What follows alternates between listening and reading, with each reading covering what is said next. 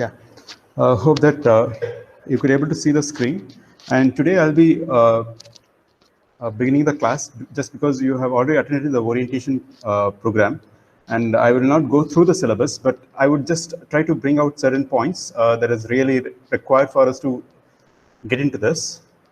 And today's discussion will be an outline of whatever it's been listed here, okay? But I just want to bring out what things that we have in unit number 1, okay? So in the case of unit number 1, we have something known as VLSI design flow, okay? So this is one of the major topic that we have to discuss. And after this, we have, let me write.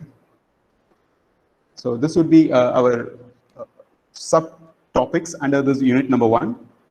And the second part would be like MOS transistor. Now, in this case, we majorly focus on the IV Cara, okay? So first, we'll be talking about this IV Cara, or like output current versus output voltage or input voltage. All these Caras will be discussed for an ideal case, okay? So, and later on, we will try to introduce some sort of non-idealities into this Cara and then see how it behaves, okay? So, but before that, this is one of the subtopic that we will be discussing, and later on, there is something known as CV Cara, which is again, it's the variation of capacitance with respect to the voltage that we apply, okay? Either it could be a VGS or it could be a VDS. We would see how does the capacitance values reacts, okay? And later, we incorporate these capacitance into our model, okay? We have something known as capacitance model, and that would help us to actually evaluate the propagation delay that happens through the circuit, okay? So this is one of the important Cara that will help us to evaluate some sort of propagation delay through any logic that we are discussing, okay? And later on, we'll talk about what is known as the second order effects. Now, this is an important effect that comes into picture for technologies that are in terms of nanoscale. So what it really means is that currently we are at, I guess, 5 nanometer technology, which Samsung is using, okay? But nevertheless, anything that in terms of nanometer, it could be like 180 nanometer, or it could be 45 nanometer that we would be using in our lab, okay? Or it can be even 5 nanometer. So all of these technologies in general will have some sort of common second order effects, and we'll be talking about that in much more detail in order to understand how does these Caras, basically the IV Cara, gets modified because of these second order effects. That is our main focus when we discuss about the second order effects.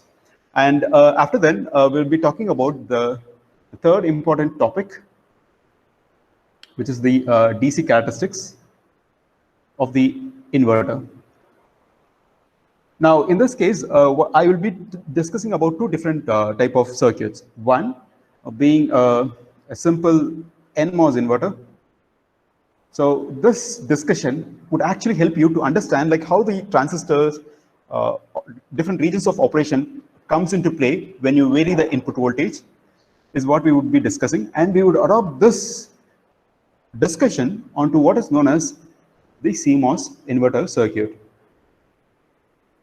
Okay, so this is again, you might not be asked any question based on this NMOS inverter, but you'd be definitely asked some sort of questions based on the CMOS inverter, because this is the topic that you have in your syllabus. But for me, in order to make you to understand, I would always start with an NMOS inverter and ensure that you understand the flow, how the MOS transistors moves in different regions, and then we just get into the CMOS inverter VTC graph. Okay, so that is what we would analyze under this DC characteristics. So I'll talk about this DC Cara and noise margin and beta ratio effects. All of these things would be covered under this DC characteristics. And after this, we have finally one more topic, which is combination logic. So this combination logic is basically analyzed with a simple analysis. So what I really mean by the simple analysis is that the combination logic circuits are being built by making use of transistors, like basically the MOSFETs, and we are going to assume that these MOSFETs acts as a kind of ideal device, okay? Or basically as a switch. I would be considering this as some sort of switch circuit, and we would be analyzing how to generally implement any combination logic that one is aware of, like NAND, NOR, okay? So given a Boolean expression, how do we come up with an actual circuit, okay? So these are the topics that we are going to discuss under unit number 1. And for today, I'll start from here. Okay. So, and today I supposed to cover up this VLSI design flow. Yeah. So we'll just begin with the history. Basically, it was in the year 1950 where the vacuum tubes, or sometimes it is also called as thermionic devices, that were being used in order to build some sort of combinational logic circuits. Okay. So that is where the very first devices that were being used in order to compute some sort of inputs and convert in terms of outputs. Okay, and later on, the transistors were being invented, and basically, if you see that the theoretical aspect of the MOSFET was in the year 1906, it was being proposed, okay, that how a field effect transistor could operate. But due to the technologies that were available during those times, they really couldn't able to implement such kind of technology. And then later, it is a BJT transistor that came into picture at the fabrication level. Okay, so they created some sort of BJT transistor, and that was being used for almost a decade. And after then, the technology got improved, and later they started using the mass transistor. And so whatever the theoretical proposal that was being done almost like 40 years back was being built later on. And after then, you might be knowing currently that it is only the MOS transistor that dominates the IC designs, okay, compared to the BJTs. We do use BJTs, but BJTs are mostly or widely used in terms of discrete devices, or in some cases it is used in some sort of power electronic devices, okay, because it has a high current carrying capabilities, and due to which the BJTs are utilized in certain areas. Okay, but it is the most dominant usage among those BJT and MOSFET is the MOSFET that dominates the entire world. Okay, and yeah, so in the year 1960, at the very beginning of 1960, the ICs were being fabricated, and now these semiconductor devices are available in one of the two forms. One, in terms of discrete form, and this could be an example like a diode, where this is one of the device, which is a discrete diode, and even the transistors like SL100. Okay, so these are some of the transistors and the diodes that were available in terms of discrete devices. So what you can do is you can just get them, and then you can just try to use a PCB, and then you can attach different components together to realize the entire logic that you want to build. Okay. But apart from this discrete device form, generally the semiconductor devices, okay, we also have the other form of semiconductor devices that are in integrated form, which we call it as integrated circuits. And in short, we call them as ICs. Okay. Now, again, you would have already used this kind of ICs when you were doing this ADDC labs, like the NAND gate. I guess you remember that this NAND gate had a series of 7400. I guess this was the IC that you would have used. And even this microprocessor, 8-bit microprocessor, which in MUC lab, okay, you would have used, or you would have heard about this 8-bit microprocessor, which is this 8086. Okay. So these are the different forms by which a semiconductor devices appears in today's life. Okay, either in terms of discrete form or in terms of integrated form. Now, our course is mainly focused on this integrated form. Okay, how are we going to combine each of these circuits, or what are the logic that we want, how to combine them, and then put it in a single wafer. Okay, and the entire discussion will be around this particular point. Yeah, so obviously we have to ask certain questions. Why are we going for some integration? Why can't we use a discrete components to build our circuit? The major reason for going for integrating all of the devices provides us a very high speed data transfer, just because all the components that are being placed are well close to each other. Okay, and they are being fabricated inside the same chip. Okay, so the communication distance will also matters. Okay, the length at which a two component communicates is far lesser than what we have in the discrete form. Okay, so that provides a very high speed among the devices to communicate. And the other important thing is that the power consumption. I guess you all might be familiar that a transmission line, okay, any kind of wire has some sort of resistance as well as some sort of capacitance. Okay, Now, these resistances and capacitance would be like distributed throughout this entire path. I'm just trying to show a kind of cartoon, but okay. So some sort of elements that it creates all throughout the path, and generally you know to drive these capacitances. Okay, so say for example you excite some sort of input signal, and the same signal you want to excite it at the output with a minimum delay. So what happens is that you need to provide a lot of amount of current in order to make sure that each of these capacitance is being charged up to the same value in a very short period of time. Okay, so what does it mean is that you need to provide a lot of current in order to make this capacitor charge.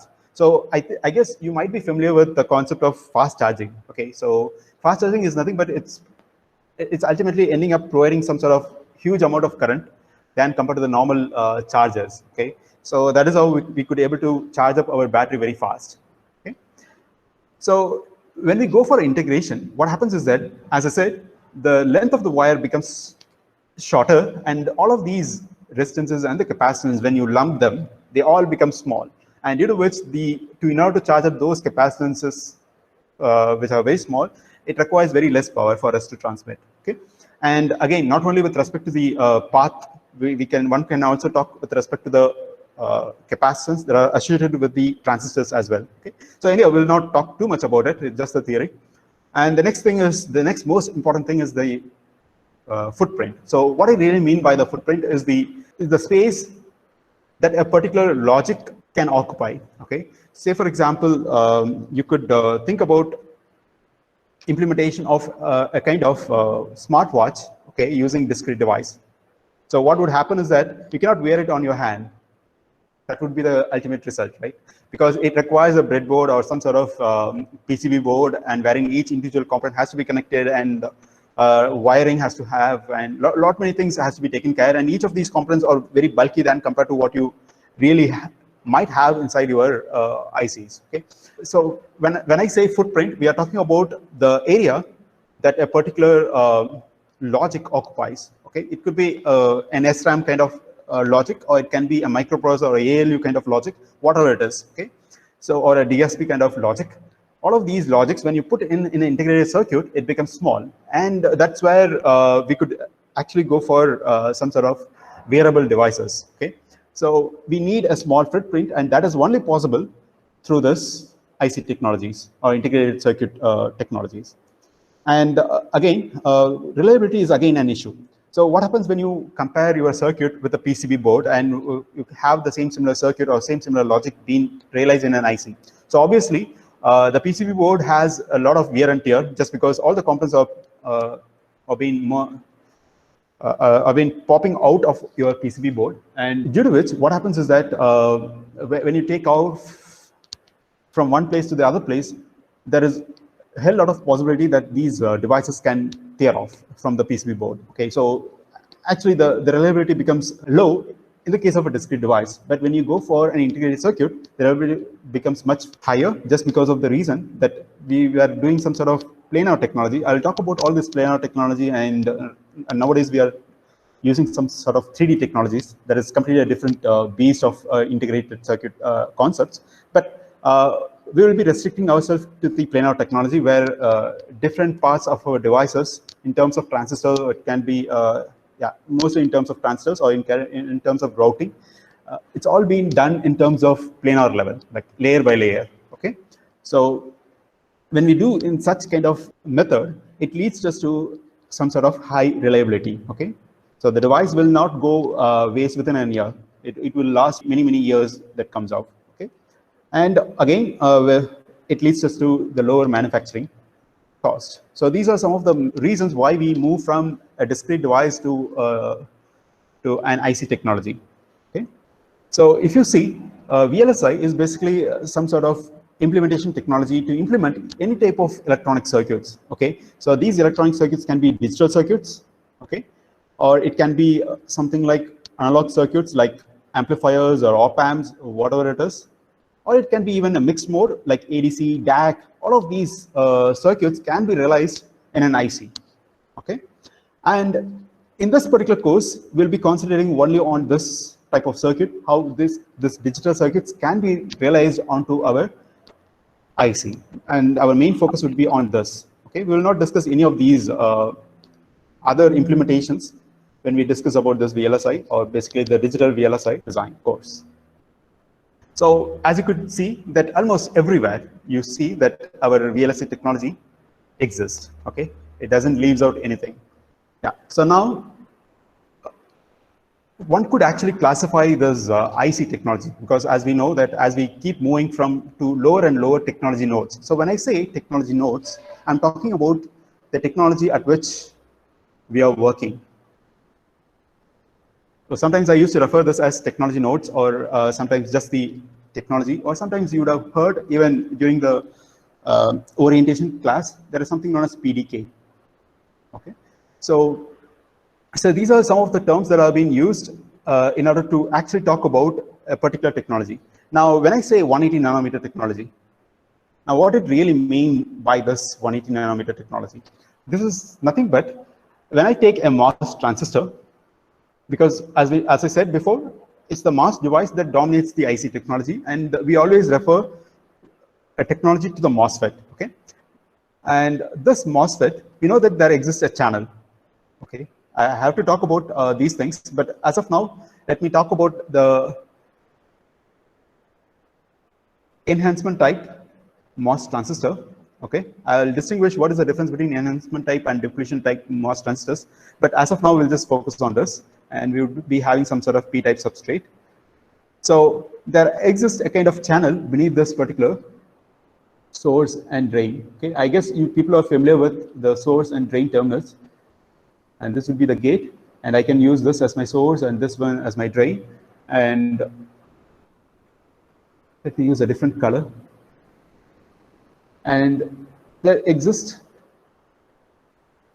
a length. Okay, so the distance between the source end to the drain end is what is termed as channel length. Okay, and what is the minimum length that one could have in a particular technology is defined by the technology that we are using. So when I say 180 nanometer, we are referring to the distance between the source and the drain that we have as 180 nanometer. Okay, so from here to here, the distance is basically 180 nanometer. And if we go for 90 nanometer, then the distance between the source and the drain is referred as 90, or basically the L is equal to 90 nanometer. Okay, so in that way, we use our channel length of the MOS transistor to define the technology at which we are working on. Okay, so previously when we started in the year 1960s, we started with a scale of small scale integration. Okay, so it was being called as a small scale integration because the number of transistors that we could able to pack inside an IC was around 10 to 12. Okay, so that was the range of logics that we can put it inside our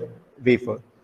But after then, as the technology keeps improving, we went on from SSI to MSI, which is nothing but the medium scale integration, and later from MSI we went on to LSI, which we called as large scale integration. And today we are talking about this VLSI. So VLSI means it's a very large scale integration. Okay, and apart from this, we also have terms like ULSI and even GSI. Okay, but all of these technologies can be blurredly called as VLSI. Okay, there is nothing like a distinguish between VLSI, ULSI, or GSI. Okay, so everything we refer it as VLSI. Okay, but it is better to know like there exists ULSI or there exists a GSI. Okay, so we have to understand what exactly it means for us. Okay, now let me talk about what makes the difference among these scaling integration.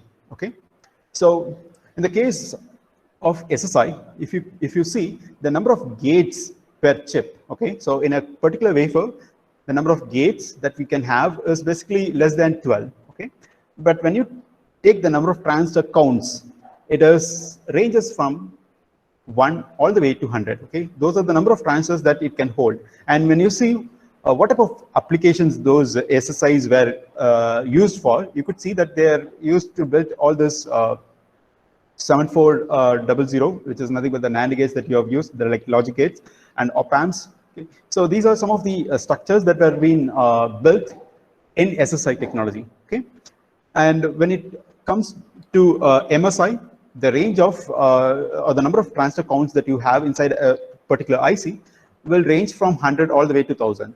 And the number of gates, if you see, it ranges from 12 to 99.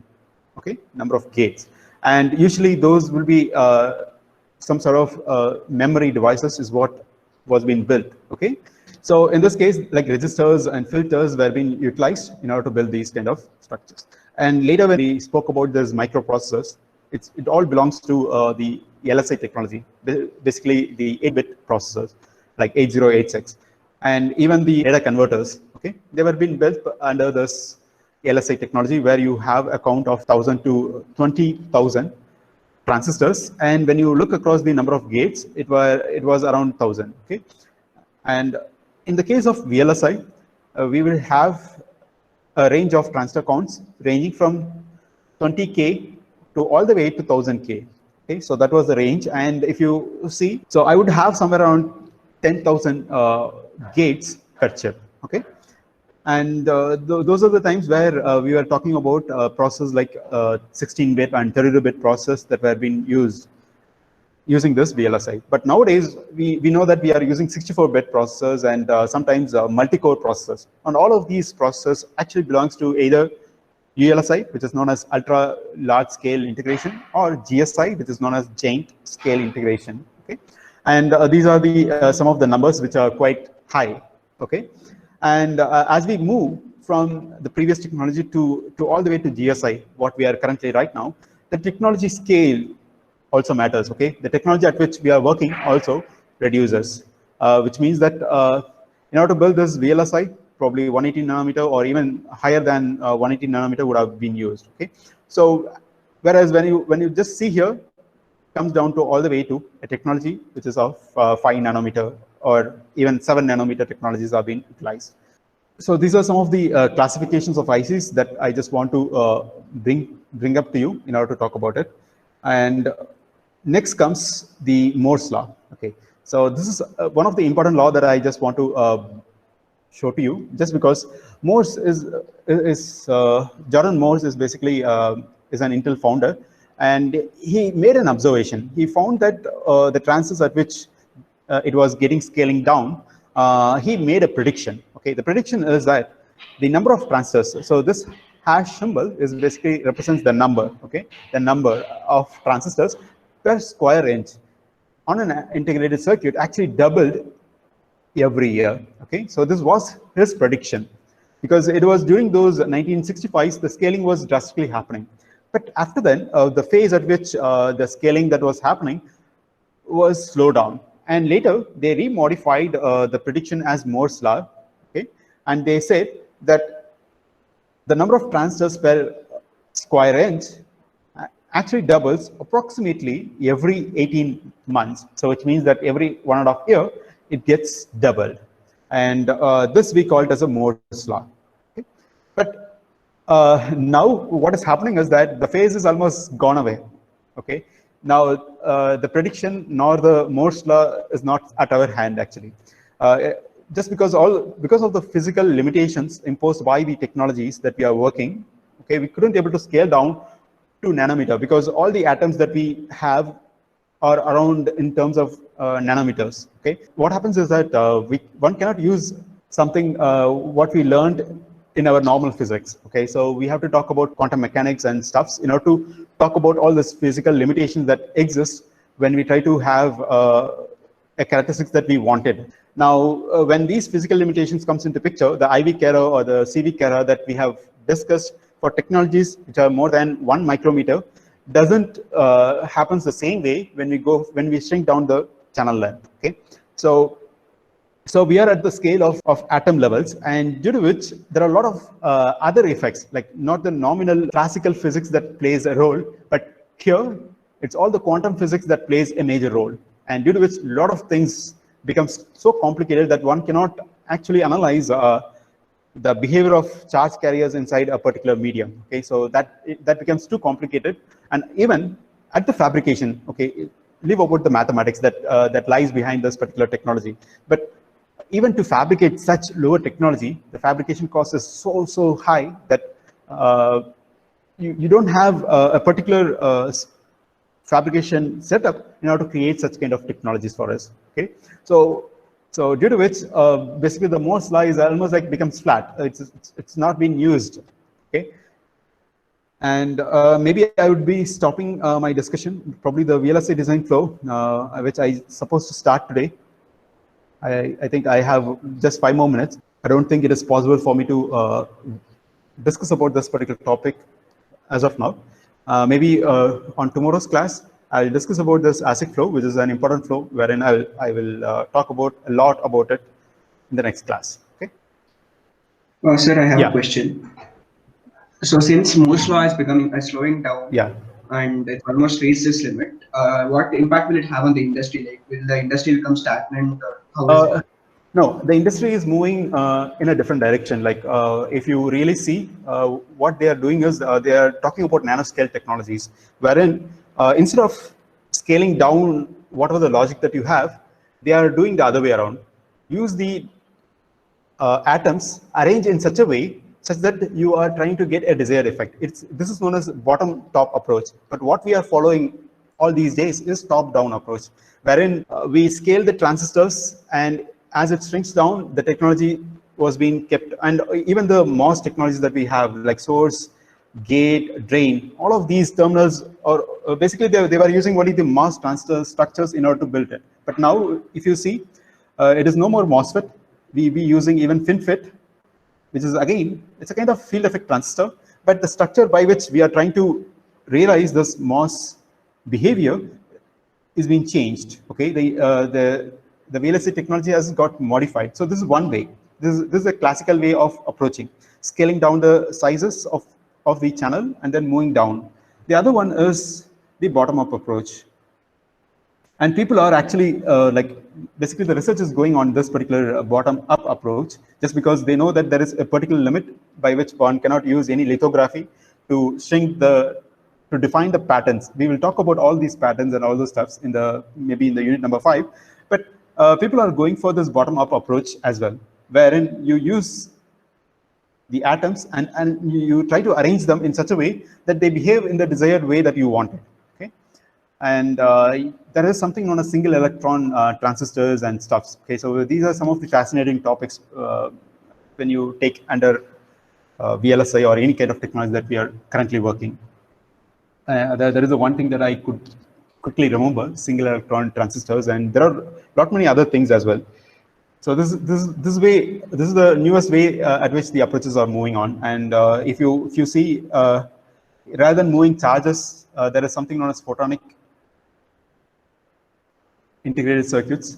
Okay, so this was one of my topic where I just want to do my research, but unfortunately, I don't have a better knowledge on this photonics, or basically on the light behaviors. And now I have switched my research interest from photonics to the analog IC designs. Okay, but still I have some sort of keen on this particular technology. This is again a technology wherein we will not move charges, but rather we will be moving photons. So there are a lot of advantages when we go for this photonic integrated circuit designs. But that never comes into VLSI technology that we are going to discuss in our syllabus. Okay.